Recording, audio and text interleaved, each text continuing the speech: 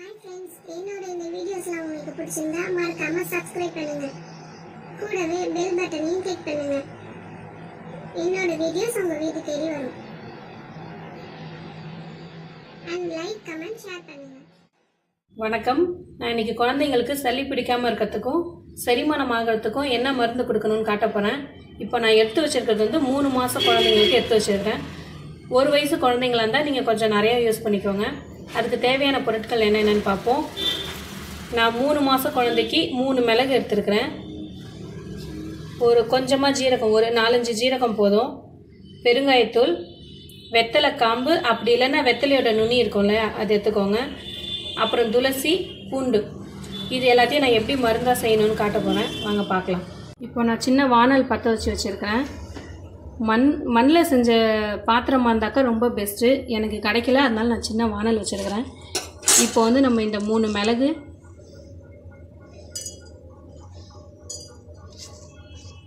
அப்புறமா கொஞ்சமாக ஜீரகம், ஒரு 4-5 ஜீரகம் போதும்.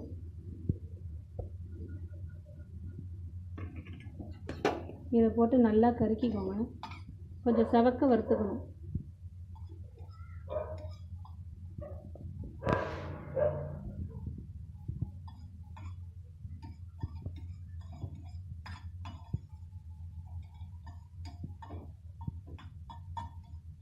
இப்படி செவக்க வறுத்துக்கோங்க.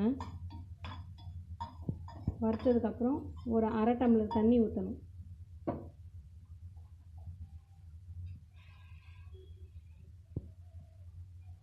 நான் இப்போ ஒரு 1/2 டம்ளர் தண்ணி ஊற்றிருக்கேன்.